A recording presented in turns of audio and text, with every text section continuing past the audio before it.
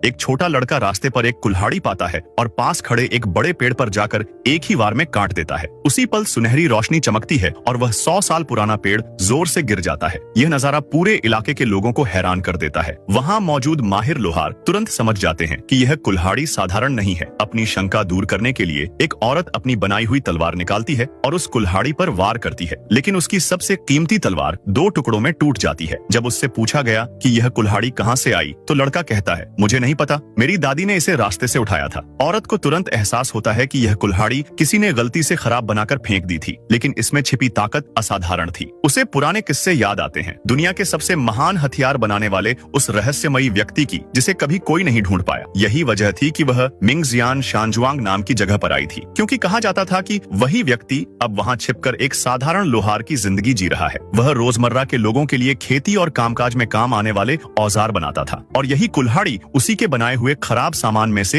एक थी। औरत तुरंत वहाँ पहुँचती है और वहाँ के मुखिया से कहती है कि वे अपनी खदान उसे सौंप दें, लेकिन वह खदान हजारों लोगों की रोजी रोटी का सहारा थी, इसलिए मुखिया ने मना कर दिया। औरत समझ जाती है कि अब ताकत से खदान लेना मुश्किल है, इसलिए वह एक मुकाबले का प्रस्ताव रखती है। दोनों पक्षों के 3-3 लोग खदान की धातु से हथियार बनाएंगे और जो हथियार ज्यादा पत्थर काटेगा वही विजेता होगा। अगर वे हार जाएं तो खदान सौंप देंगे, लेकिन अगर जीत गए तो सामने वाले 3 साल तक खदान पर दावा नहीं करेंगे। पहले मुकाबले में मुखिया की बेटी उतरती है। उसकी कारीगरी उतनी बेहतरीन नहीं थी, लेकिन उसकी मेहनत और कौशल देखकर सब दंग रह जाते हैं। दूसरे राउंड में त्यांगोंग फांग का बड़ा गुरु खुद आता है और अपनी तलवारबाजी से कई पत्थर काट देता है, लेकिन औरत को अब भी संतोष नहीं होता। वह खुद मैदान में उतरती है और अपनी असली शक्ति दिखाती है। उसकी कला इतनी अद्भुत थी कि वहाँ मौजूद सब लोग हैरान रह जाते हैं। मुखिया तुरंत पहचान जाता है कि यह वही महान शिष्य है जिसके बारे में कहा जाता है कि उसने 9 साल की उम्र में ज्ञान पाया था और 18 की उम्र में 9वें दर्जे की लोहार बन गई थी। यह देखकर मुखिया घबरा जाता है, क्योंकि उसे एहसास होता है कि इतना कौशल हासिल करना किसी आम इंसान के बस की बात नहीं। तभी वह लड़के की तरफ देखता है जिसने शुरू से सब कुछ ध्यान से देखा था। उसे समझ आता है कि यह लड़का आम नहीं है। आखिरी मुकाबले में वह लड़का आगे बढ़ता है। वह गांव के लोगों की रोजी रोटी और मुखिया के उपकार का ख्याल रखते हुए अपनी असली ताकत दिखाने का फैसला करता है। तभी आसमान में बिजली जैसी चमक और गड़गड़ाहट होती है। आग की लपटों में उसकी हथौड़ी चमक उठती है और उसकी एक ही चोट में ऐसा असर होता है कि वहाँ मौजूद हर कोई दंग रह जाता है।